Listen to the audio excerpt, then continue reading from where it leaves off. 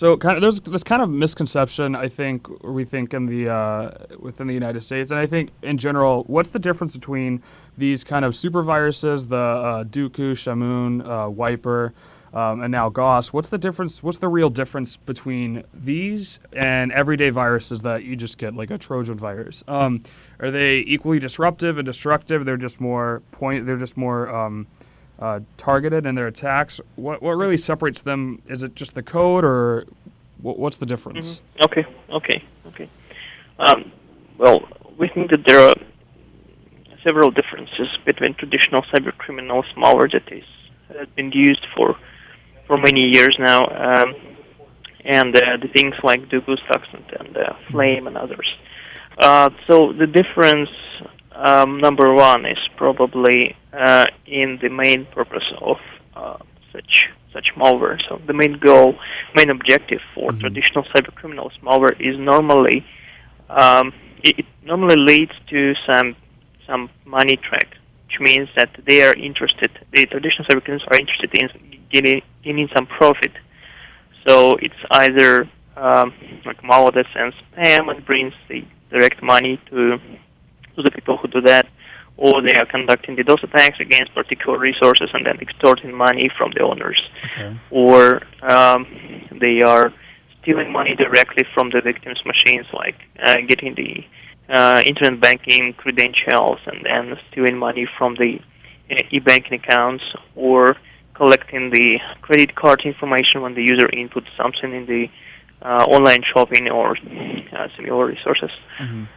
So all of these traditional cybercriminals malware are looking for the way to monetize, to monetize this activity. If we look at the malware like Stuxnet, Dooku, and Flame, those are not related to any profit for the developer, for the owner, for the attacker behind them. They are more interested in collecting some secret information from particular targets, or destroying the information, or even making the systems unbootable and unusable. Okay. So they are doing cyber sabotage activities. So it's either cyber sabotage or cyber espionage, and it's not visible. At least we couldn't track, any way to monetize this. And another difference is the scope of the targets. If traditional cybercriminals are interested in every single computer they can infect, the attackers behind Dooku, Flame, and Gauss are interested only in particular targets that they deliberately choose from specific list of targets. So they're interested in infecting machines within specific region, geographical region, and probably even machines that belong to particular people that they can later identify out of those infected. So they limit propagation of the malware, unlike traditional cybercriminals who are trying to infect as many as possible. Okay. Also, there is a difference on the code level, because when we first started checking the Stuxnet, Dooku, and Flame, after some time we learned how to distinguish this malware from traditional cybercriminals. So what we have seen is the level of complexity, or the architectural complexity is much higher than comparing to traditional cybercriminals. Because traditional cybercriminals, they tend to create malware which will be very small. It must be tiny, so that the malware can quickly load on the machine. It must be very efficient. It must not be slow. So they try to optimize and make it fast, and they try to use simple ways, simple methods, simple approaches to create malware. It's not as flexible. It's not as modular as in case of Flame, for instance. Okay. So they're not.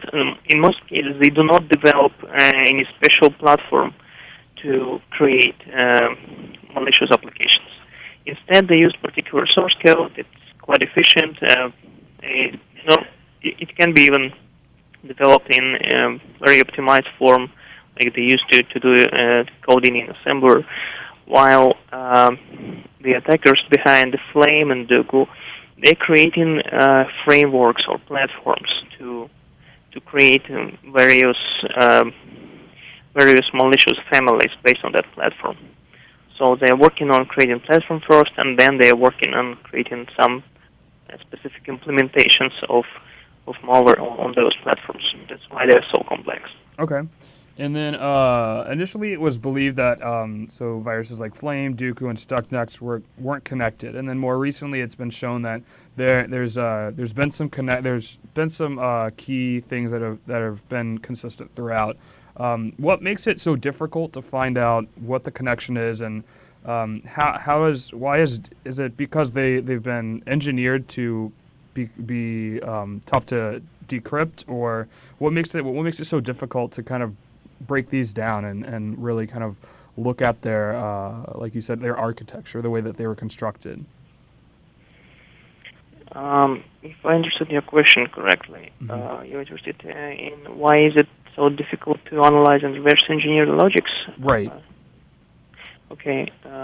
So it actually depends highly on the family we are talking about. So if we talk about Flame, for example, which is not yet completely analyzed, the difficulty of this analysis was in the size of this malware. It was really huge. It was incomparably huge to traditional cybercriminals malware. So while standard trojans from traditional cybercriminals are like maybe 1, 2, 3, maybe 400 kilobytes long, Flame was over 6 megabytes in code. It was just one of the modules, the biggest one. And there were some other modules that could be attached, and the whole family was over 20 megabytes of code. It's just a huge amount of data to process, to convert into assembler, and of course it must be analyzed and processed manually by a human being. And even if you want to do so, you have to have some time to read all of this code and understand what it does. So that is why it's just time-consuming task. Okay. It's not as difficult in terms of reversing tasks sometimes, but it's just huge time consumption here. And especially with the Gauss virus that just came out, security firms, and I think Kaspersky is one of them, has been starting to kind of crowdsource the code and kind of the from what I'm guessing the actual files and stuff. How does that help? How does that kind of speed up the process of reverse engineering and analyzing it? I see. Well, actually, it's not our first time when we try to use crowdsourcing. Because we know we have our own limits and constraints. We are not, world top experts in cryptology, for instance.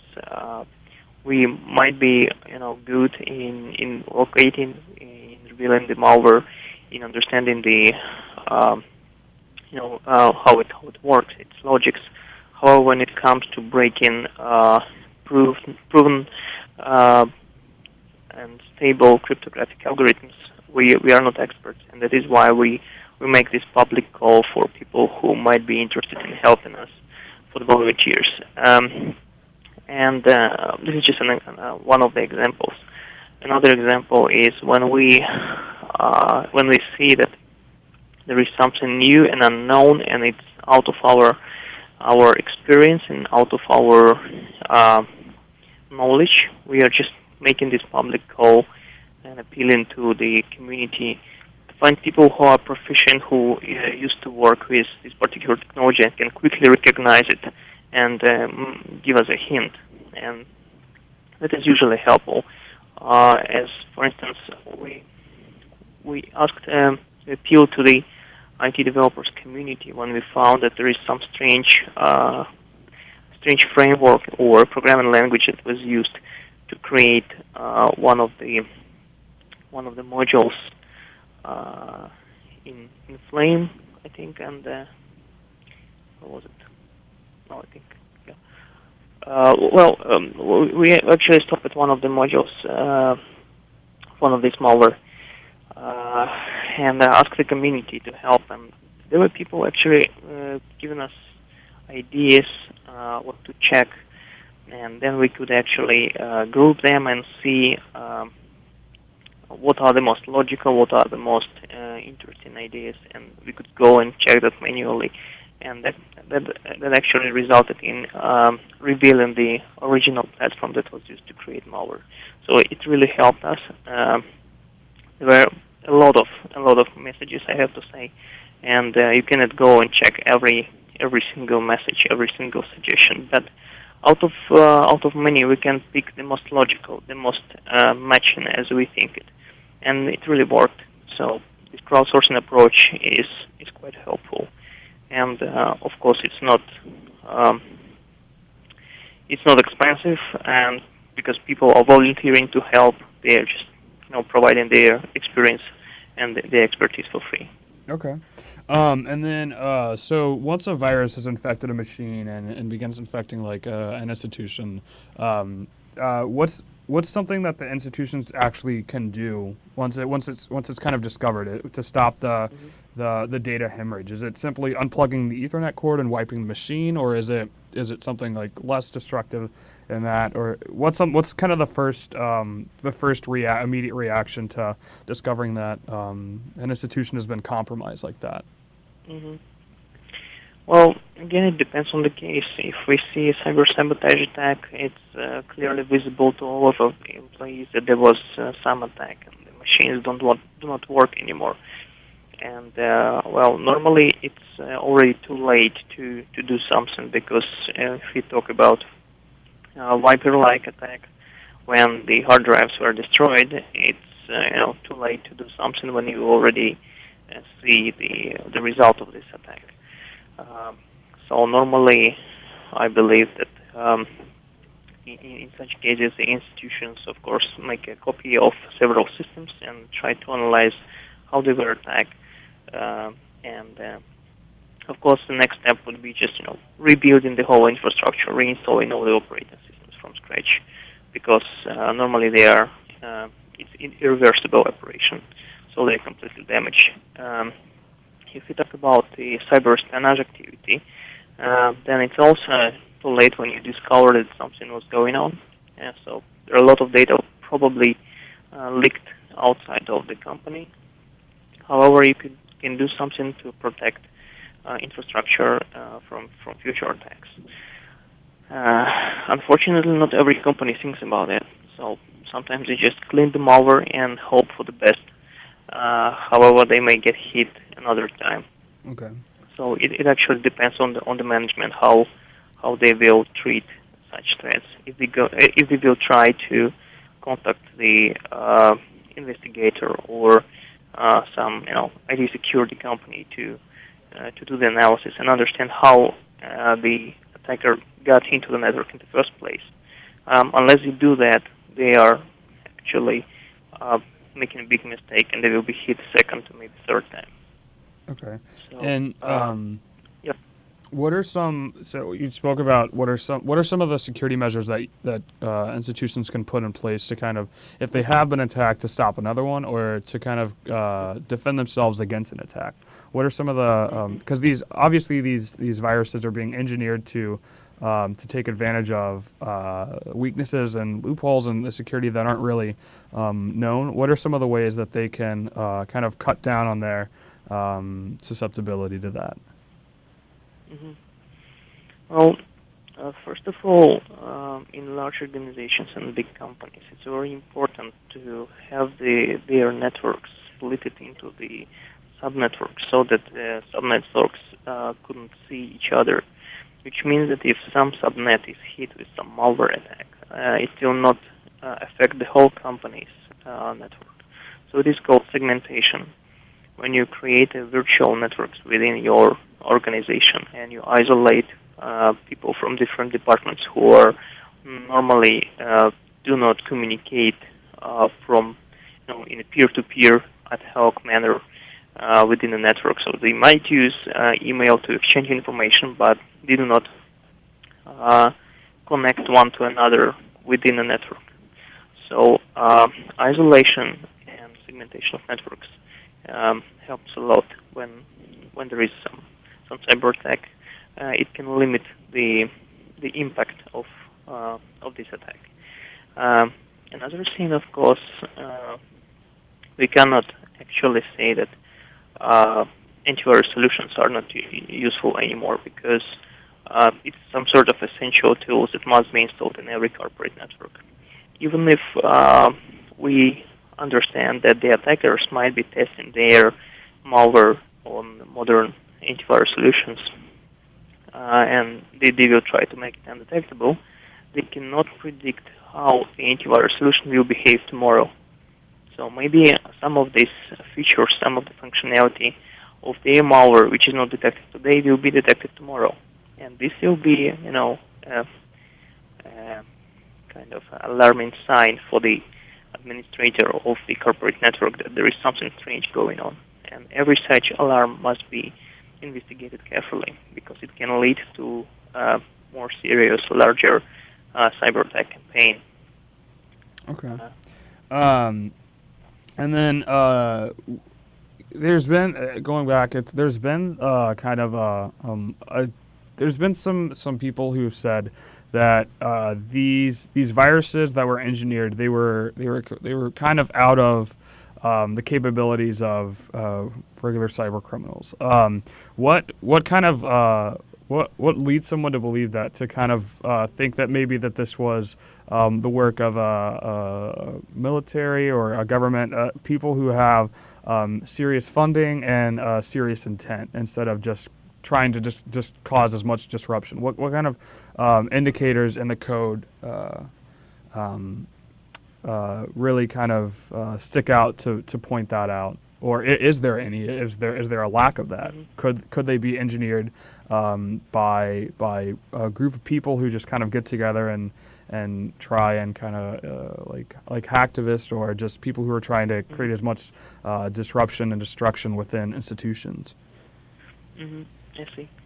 Well, basically, we try to classify the all the malware and cyber attacks that we monitor, that we see, and we think there are three groups of cyber attackers. It's traditional cyber criminals, it's activists, as you mentioned, and nation-state supported organizations. It can be military, it can be even commercial companies who are working on the contract basis and providing like cyber attack tools, or even implementing cyber attacks on behalf of some nation state. But nevertheless, it's nation state supported. And talking about specific features, the tools that are developed by these three groups are distinguishable.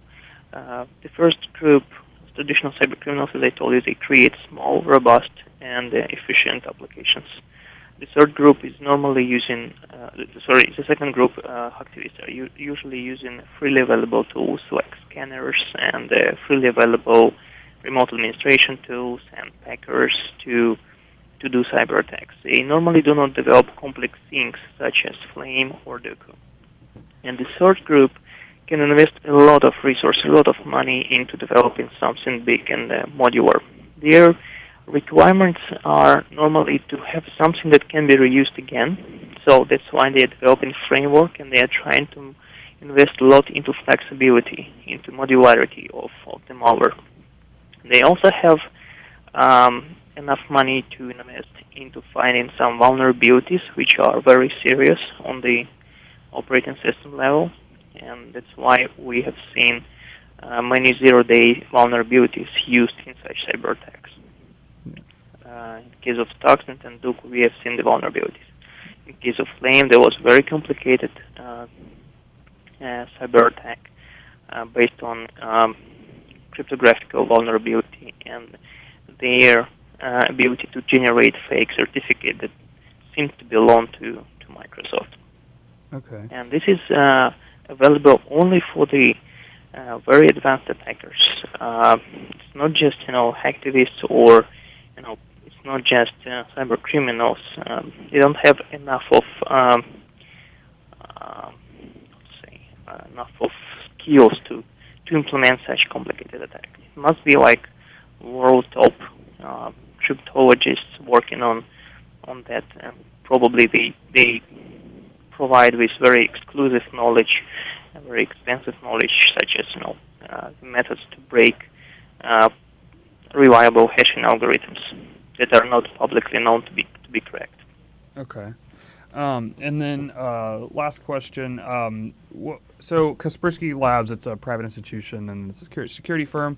So what is the kind of what do you guys bring to the table with through analyzing this? Is it passing along the information to the institutions, or is it trying to develop techniques and software to kind of combat this? Like what are through the analysis of the viruses and kind of the breakdown, I guess, of the code. What is Kaspersky Labs able to get out of this? Bring forth to the international community. Mm-hmm.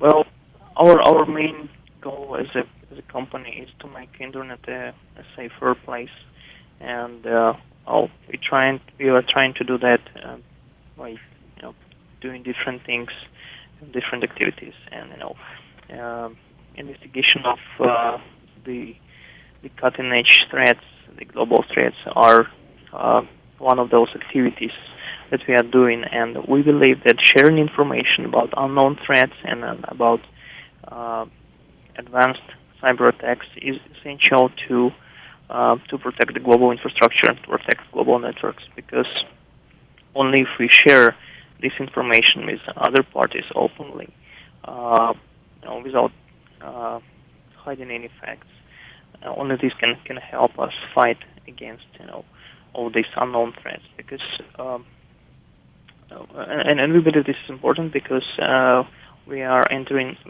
probably already entered this new area of cyber warfare, and as human beings, we are not prepared to this new phenomenon. We don't know how to deal with it. It's probably not the even proper task for private companies, for commercial companies. It probably should be handled on some national level. But we are pioneers in this area, and we are providing our technical analysis. We are explaining the problem, and we are describing what impact can this threat bring, and we are just trying to help from our side by sharing the information. Okay. I'm not sure if I answered your question, but yeah, no, that was it. And then anything else you want to add that you think we didn't cover that's important, or that that you think is worthy of adding? Anything else? Probably one more thing I would like to add is the whole idea of these tools like Flame and Duku. It's widely believed to be examples of a cyber weapon, especially starting from 2000 when it was obvious that software can be used and to have comparable impact to the traditional kinetic weapon that destroys objects in the physical world. Now it's possible to do with the software. So it is obvious that we are dealing with a new type of weapon. However, all these malicious applications are still not classified officially as a type of weapon at all, which means that there are no treaties and there are no even discussions about usage of new type of weapon. So this is currently a problem, and cyber weapon can be used anonymously against any country, anytime, which we think is wrong. It should be regulated somehow, and it should be in the heads. It should be in the topics for discussion of probably politicians or governments worldwide. Okay, and going off on that, so In the United Nations Charter, they have the prohibition of force, where you're not allowed to just kind of go out and just attack people. Do you think that this constitutes? Do you think that this constitutes kind of a? It's on the same level of a cyber attack is on the same level of as a physical attack, where someone invades another country, or they have malicious intent to harm either the institution or the infrastructure of another country. Do you think that these cyber attacks reach that level and possibly go past that, or? To be honest, for me personally, it's almost obvious that this is the same thing as physical invasion. If you're talking about cyber attacks, because well, it has already been proved that a software can make a physical destruction, and it can cause a physical disaster. And every time I read news about some anthropogenic disaster, like two trains crashed, or there is a power grid blackout, or anything like that, or like a plane crashed, every time I think about cyber warfare and cyber weapon that could be potentially used and could potentially cause all these disasters. However, until we start talking about that, until people understand that this can be caused by cyber attack, until people start investigating possible routes of these disasters by looking into computer systems, we will not be protected against such attacks. So that's why I think we should put cyber weapon and cyber attacks on the same level as physical intrusion and physical attacks using traditional weapon, and every such case must be carefully investigated.